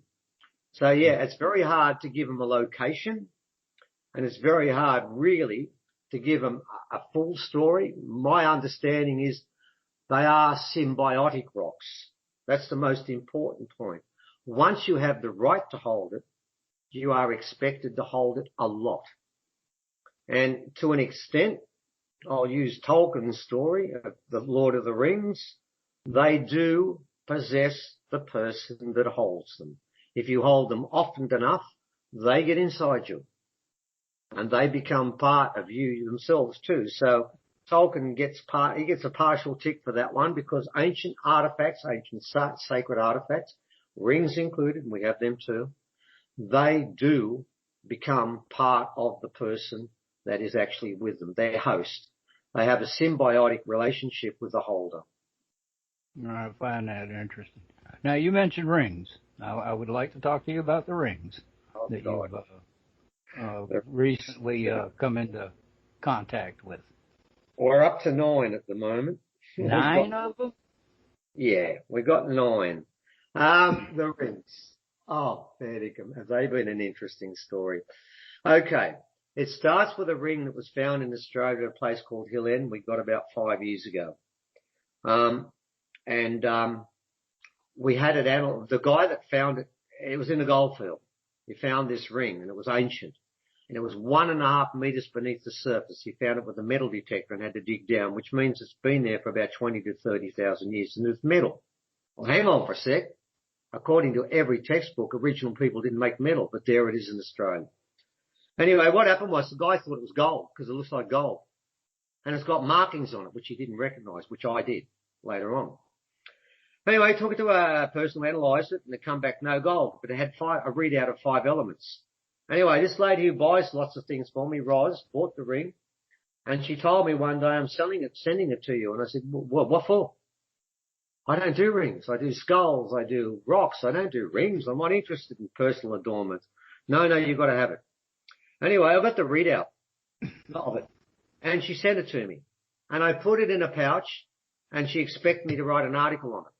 Months went past, and I wrote about another rock, and I wrote about a site I'd been to, and I walked past that ring and said, oh, God, it's there. What am I going to write? And I walked past it. For 3 months, I never did a thing. I didn't care. I didn't want a rock. But she bought it for me, and I had to give her respect. So finally, one day when I was free, I thought, I'll do a story about this bloody ring. Okay, 2 paragraphs. No metal is made in Australia. This was found in Australia. I don't know what it means, and that's the end of the story. That's what I thought I was writing. For the first time in my life, I went to the computer. I've been stuck today on the computer, mate, and as you know, I was freaking out because I never thought I'd get to talk to you. And I looked it up. I put the 5 elements in, and I didn't get a readout anywhere. And there at the end of it, I got one readout at Wikipedia. And I thought, I'm not going to Wikipedia. I mean, I've got more morals than that. I'm not going to look at them. I'll go anywhere but Wikipedia. Sorry, Wikipedia. And eventually I went there because I had nowhere else to go because it was the only match to the 5 things that were there. It's made of copper, zinc, lead, nickel, and iron, okay? Only combination is there. And lo and behold, when I read it, it says it's called orichalcum. And Wikipedia, in that one sentence, says orichalcum is a mythical metal that was found in the mythical continent of Atlantis. 2 mythicals in one sentence. I thought, that's pretty impressive. And I thought, okay, it's mythical. But down the bottom, in the same readout, there's a picture that Wikipedia put in. And underneath it says, here's a picture of orichalcum. And hang on for a sec. Up the top it says it's mythical. And down the bottom, there's a picture of it.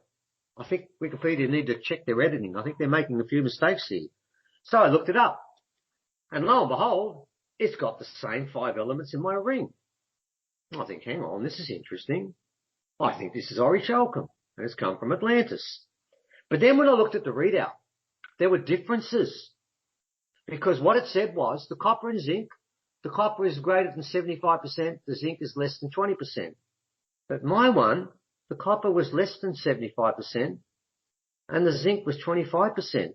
That didn't fit. And it said the other 3 elements, the nickel, the iron and the lead, make up 5%. Well, in my one, the nickel, the lead and the iron made up less than 0.5%, but the same elements. But I went back and checked what Plato said, what Pliny the Elder said, what Homer, who wrote a poem to Aphrodite, praising Aphrodite and saying her totem was orichalcum. And they all told me it was the 5 elements, but never told me the percentages. So I'm thinking, hang on. And there were 85 ingots, and that was found in Sicily in 2016 from a Roman wreck. Yeah, I remember that. Yeah. And therefore Wikipedia said, oh, then the orichalcum came from Italy. And I thought, well, hang on a sec, mate. They're already in ingots and they're sailing towards Italy. No, it wasn't made in Italy. It was going towards Italy and it come from somewhere else. My understanding was it was the last reserve of orichalcum at the crudest level found by the Romans, which was going to be turned into coins. So we've got a clue there. We then have that particular piece of work. We have one ring. Then we looked at the 2 symbols on there. And that lady, Roz, started researching one of the symbols and found out that one of the symbols there is the same symbol that you see on the statue of Atlas holding the world on his shoulders, which, by the way, was a punishment for leading a revolution in the temple, not a sign of strength. And he carried the weight of the world on his shoulders for what he did. But underneath it, the Berber relief was for Atlas, and it was the same one on the ring. I thought to myself, hang on for a sec. That's Atlas 4 times around. Now, what's the other 5 one? The other 5 one was 5 circles, but they were all different sizes. And above and below, they had a vertical and horizontal line. And I went back to Plato and he said that the inner sanctum of Atlantis was made of 5 rings of water and earth that led to the central temple. And I've got 5 rings here. And roads went across horizontally and vertically. And I've got a horizontal line and a vertical line above and below the circle. I'm thinking, my God, that's Atlantis. And that's Atlas, the son of Poseidon. Now it's starting to look like the ring from Atlantis. So we're off to a start there with the first one. Okay. Then I'm not going to go into stories there. The ring was stolen off me and people used it to try and kill myself and my son and made us incredibly sick and all sorts of things happened then. And this ring became an absolute pain in the neck. It became evil, incredibly evil.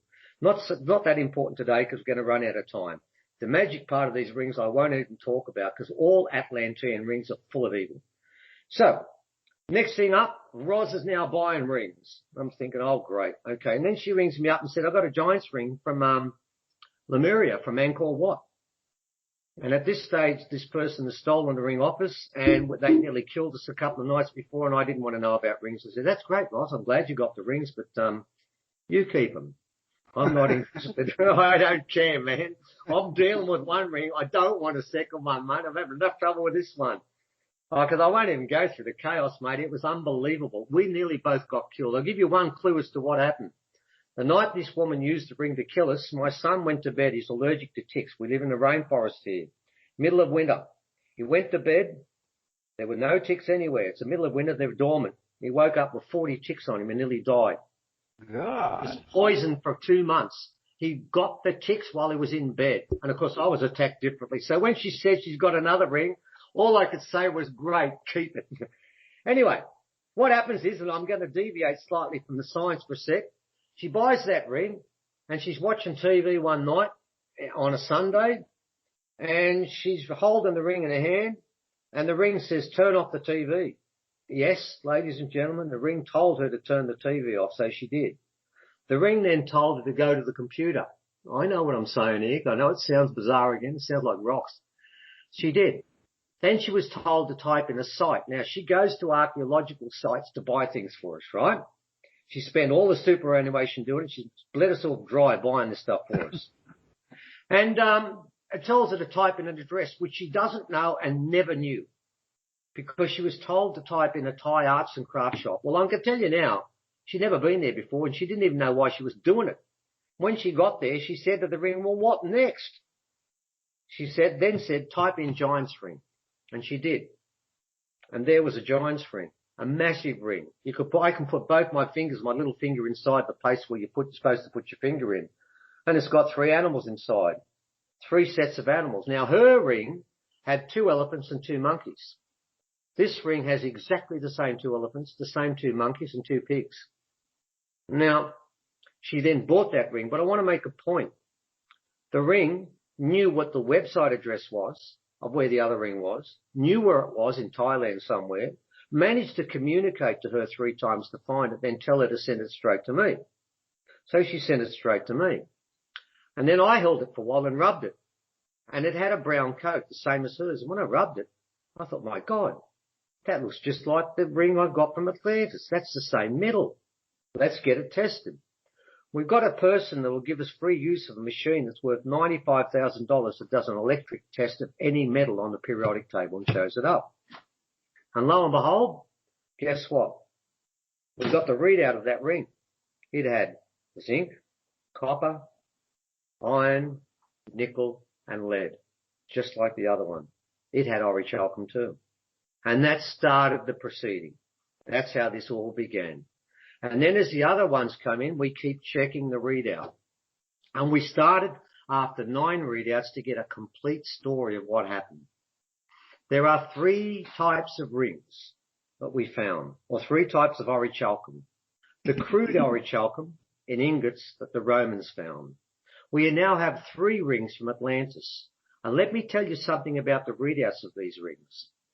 All 3 of them have a copper zinc content around 99.5%. 99.51, 99.52 and 99.54%. Right? All the same. All the other 3 elements are trace elements like homeopathy would do it. Trace drops. It's the same 3 metals. Now let me give an example of what it's like. Ring number 1 has zinc of 0.121%. Ring number 3 has, sorry, not zinc, nickel of 0.121%. Ring number 3 has nickel of 0.120%. What I started to realise is, my God, who's done this? But here's the point. The copper and nickel content between the two rings varies by about 20%, but they come up the same each time, no matter, every time the copper and nickel of all three metals is different, but it always comes up at exactly the same. I started thinking, they're saying there's no mine for orichalcum. I'm starting to realise that's because a chemist way back has made all this. But then when you go to the Lemurian rings, all found at Angkor Wat, all found buried, all of them have been buried, gotten rid of, in the grounds of Angkor Wat during the Vietnamese War, when the Americans liberated Cambodia by blowing it to pieces, they took it out. And what we find there is they have a different setup. And there, yes, they have the same things, but their content of copper and zinc is around 95%. And then there's differences again, because you find in each of those rings things have happened. Like in ring number 1 from Lemuria, the lead, which is normally point something of a percent every other time, here it's 8.6. And that's a lot different. That weakens the structure of the ring. And that one, which has got the 2 elephants and the 2 monkeys, and I've got the other one, we're completely different. The chemistry is completely different, but it looks the same. And what we find there is they didn't put nickel in this time. They put something new in, titanium. Now remember, Angkor Wat is thousands of years old. Titanium was first used industrially in 1932 to harden 24 karat gold. It's the hardest density to strength ratio metal in the world. Why was it put in that ring? Because they put lead in there to weaken it. So they put titanium in. And I'm starting to think to myself, who is this alchemist? Fair dinkum. That's a pretty good call. Now, when you go to ring 3, it gets more interesting. Ring 3 it's got exactly the same amount of copper and zinc together as ring 2, 95.3, but it has 35% zinc. Whereas the other one's got 15%, but they add up the same. That weakens the structure again. So this time, they've got the orichalcum in again, but something different's happened. They put another hardener in, but not titanium. That's number 1, the best density to strength ratio. Number 2 is chromium. That's what they put in this time, chromium. So I'm starting to look at this and think, who is this person? Who is the person who created this? This is a chemist, not a mine. Then we got the amazing ring, the one I've got in my hand right now. And I'll hold it up. Oh, sorry. I just realised something. They can't see it, but I can. Oh, good. There it is. It's actually got, you'll see it's got 2 little things like UFOs on the top. Now, this one is the one that breaks every scientific rule on this planet. Because in this one, there is rhodinium, rhodium, cadmium, gallium. There are so many IUNs. I found 7 metals in there that were not discovered before 1804. But this is 10, 15,000 years old. Now, the interesting part is the gallium in there, which is 8.69%. You can't dig gallium out of the ground anywhere and put it in a ring because you can't do it that way. It is a byproduct that you can only smelt out of aluminium and iron. And you need about 3,000 degrees to get it, and you'll get 0.01% trace element. I had 8.69% in a ring here. And then it's got cadmium, which we use in batteries. In fact, every one of those elements are used in solar things, in electronic diodes, in catalytic converters, all sorts of high-end technology, all inside this ring. But here comes the weird part, mate. The largest content here is 41.8%, and it cannot be identified on this planet. It does not exist on the periodic table. So the greatest amount of this, 41.8% of this, is not on the periodic table, yet it is thousands upon thousands of years old. So what this proves to me now, and this was found next to my other ring, the one that I told you before about, which is the one that actually, and I'll hold this one up, you can see it now. That's the one that's got the animals on it. They were found next to one another. This is that's pretty pure, powerful. oh, deadly. And you can see where my finger is in there, can't you? Yeah. It doesn't fit, does it? I'll fit more in there. It weighs over 100 grams, mate. Now, here's the trick. I could wear that as a bracelet. It's for your fingers. But I've got to tell you, I'd like to move. Remember, Angkor Wat has massive doorways, doesn't it? For Asian people. Well, if you're wearing this ring, mate, you got to have a finger that's massive. You got to be a giant. And this one here, the one I'm holding up, you look at the size of that one, you can see my finger fits in with plenty of room, doesn't it? Yep. Them are bigger than my big toe. You get 2 big toes in these. They're meant for giants, but the interesting part with this ring, 41.8% doesn't come up on the periodic table. It doesn't exist. Well, now that interests me there. You said radium too. Isn't that what's found in the layer from the meteors that killed off the dinosaurs? Oh, look, we don't know what fully's in these things anymore because even on Atlantis ring number 2, there's an element there that's not identified too. I've got another artifact elsewhere that's got 24% that's not identified. We have 3 different artifacts found now, 2 found in Australia and 1 Angkor Wat, where the periodic table does not register. It's not there. So when people talk about this, and I've got to tell you, there are 3 rings from Atlantis, and that does resonate to something, doesn't it? 3 rings. There's a story there written by a gentleman a few years old called Mr. Tolkien. And by the way, people should remember this. He was a professor in linguistics, and he specialized in Scandinavian language, and this story was a Scandinavian myth of 3 rings. Now, what I can tell you about the rings is you've got to remember those 3 rings are high in copper. You put copper on your finger long enough and you'll get a green tinge, and I've had them on, all 3 of them. Oh, yeah, yeah. That is what transfers the magic inside you. And when Tolkien said the rings overtake and control the person who wears them, the copper introduces the magic into the system of the person. So Tolkien was right about this.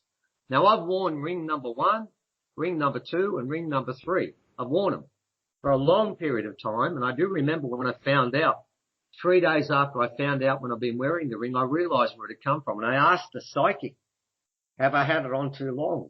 Their answer was way too long. So yes, Tolkien's right.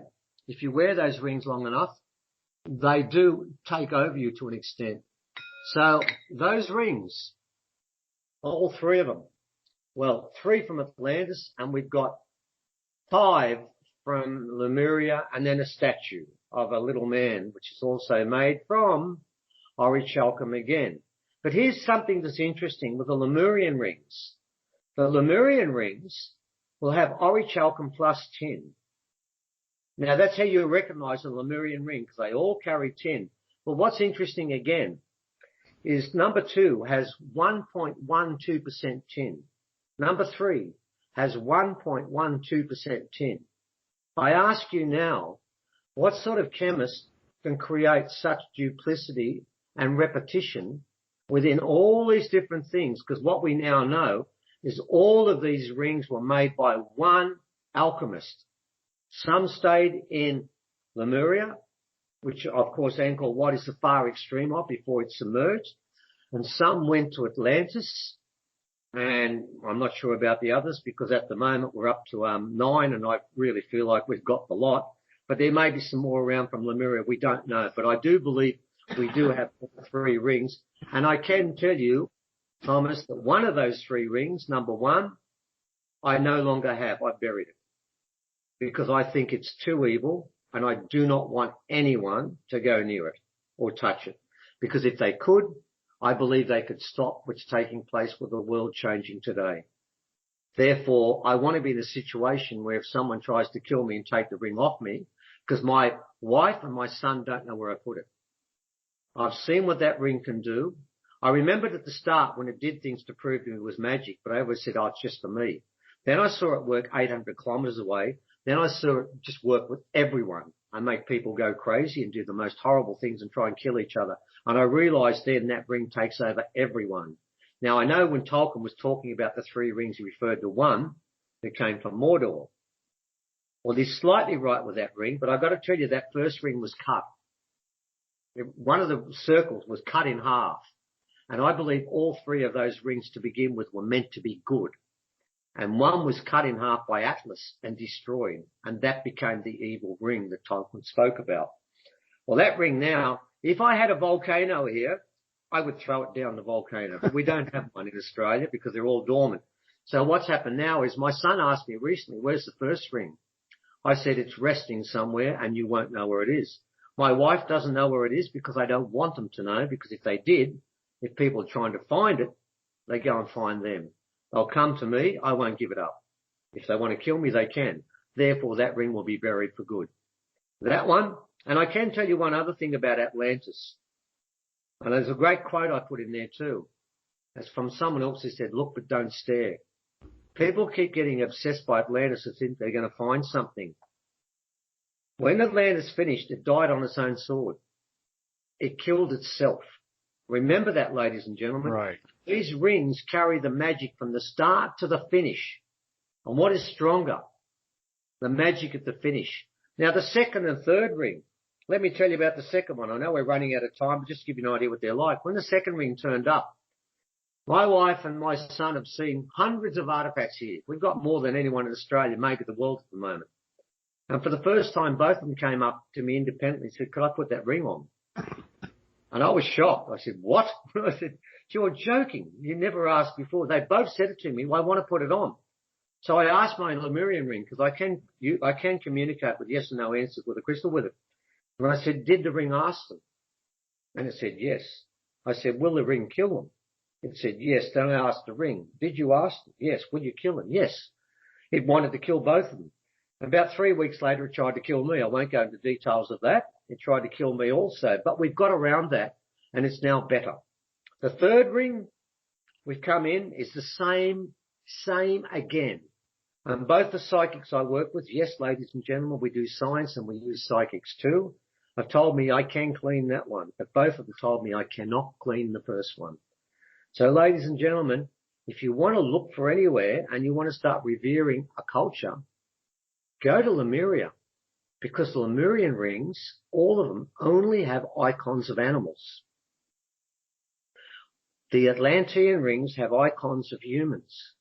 Who do you trust, humans or animals?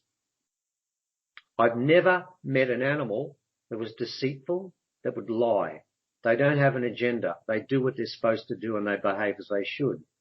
Humans, first up, you can't trust any of them. You've got to find out to begin with. So therefore, think about it. Atlantis used human icons. Lemuria used animal icons. You should be looking for Lemuria, because Lemuria was the path to the future. Atlantis, from the time that ring was broken and destroyed by Atlas, they were gone. And that's why that statue you see of him holding the world on his shoulders, because he destroyed it. My understanding was there was Lemuria to begin with, living properly, with magic, with love, the way we're going to live again. Then a group decided they didn't want to become so much hunter-gatherers and they wanted to become more sedentary, and they would create Atlantis and do the same thing for those people who wanted to live a different lifestyle. But it didn't work. And it didn't work because the first son of Poseidon, mother was Cleito, the mortal that he married in the temple of Cleito and Poseidon. He's the one who screwed the whole story up by cutting that ring and introducing evil into that ring. And the other rings acquired the evil as Atlantis fell apart and became more warlike and vicious. So, ladies and gentlemen, the rings are an interesting story. They have, remember this part, both the rings and the rocks have the same capacity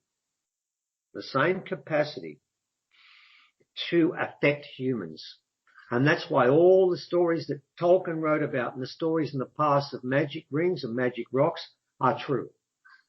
Remember this, there were still magicians around in Europe, Merlin, Nostradamus, and they were in the courts of the royals. Why did they keep them there? Because they still knew magic. And then they destroyed the magic, but they didn't destroy the rings. So yeah, we've got the three of them. They are certainly a mixed blessing, but at the moment, the second one is now gone back to its better side. Mind you, if someone else was to touch that ring, they still do the same thing. They'd still kill him outright, but it's got a much nicer nature about it. The third one, I remember when the psychics did the second one. When they did the second ring, she vomited for a while, and when she went home, a cat wouldn't go near her for a week. She was just so infected with evil. It took her a week to clean herself. She never put it on a finger. She just put it in a hand to read it. And all she could do was moan and vomit and groan for about 5 minutes before she started to tell me. And the third ring I got two people to read it. Well, the first person said it killed 2,700, but she was only talking about the first person who held it. And the last person said it had been taken by many people and killed 500,000 people. So yes, ladies and gentlemen, Atlantis, why would you want to copy something? Because we've already done it. Look around today. This is Atlantis. Yeah, it didn't work the first time, did it? No, it's back now. It's just as bad as it was. And guess what happened to Atlantis? It destroyed itself. And now what's happened is this time around, the Rock has stepped in. All right. We got about 4 minutes before the end of the show. Go ahead and tell everybody about the conference you got coming up and your books, where they can find you. What you'll get there is you're going to get 3 of the best elders in this country. 3 of the very best elders in this country. And they're going to be telling stories of old way. And they're going to be giving us parables. One of them's going to be doing ceremony again, one of the most moving ceremonies. I don't know what Uncle Lewis does because he's one of the best old way people in this country. I just went and saw him one day and said, tell stories about this. He does it his own way. Might have a camera up on the roof doing sand paintings. He might be playing the didge. I don't know. But what we're going to talk about is our job in this. We'll do a presentation where we're going to show you proof. Absolute proof for an hour and a half. Scientific proof. Photographs. Accounts of what happened before. An explanation as to why it is we're the only animal on this planet that doesn't resemble every other animal. All zebras look the same. Humans look like everything because we are a mixture of genes from here and from elsewhere. And we're going to prove that to you. And we're going to show you what happened on the day, why it happened. And then the elders are going to talk about what comes next. Ladies and gentlemen, we have a matter of a couple of years before the world will change forever. And most people leave. Not painfully, not in agony. They're here 1 minute, then they just literally vanish. Because what's going to happen for a period of time, in quantum physics, there will be one more dimension for a couple of years, and then one day it disappears again. And everyone that locks up and joins that dimension goes with it. Every person on this planet has got to make a choice, and they've got to make a decision. Now, what we can give you is I can assuage your empirical mind and your rational mind by giving you scientific evidence and a series of facts that prove to you that ceremony is real. Once you understand that, then the elders will come and tell you about how you can get on that road. And then we're going to finish with 2 psychics, 2 women, mainly because everyone before then's original. So we're going to have 2 white women to balance the whole thing out. And they're going to talk about their experiences on that day from their point of view. So you're going to get what took place from different points of view.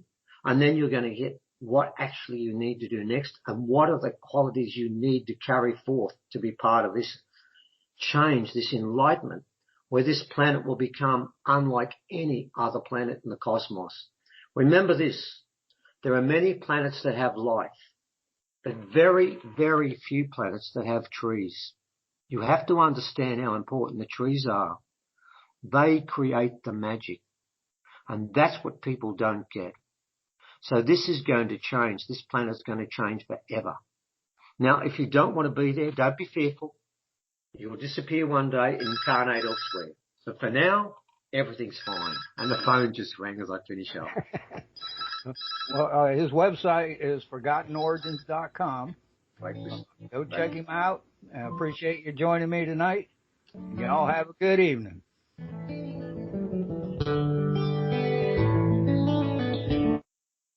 That worked out great.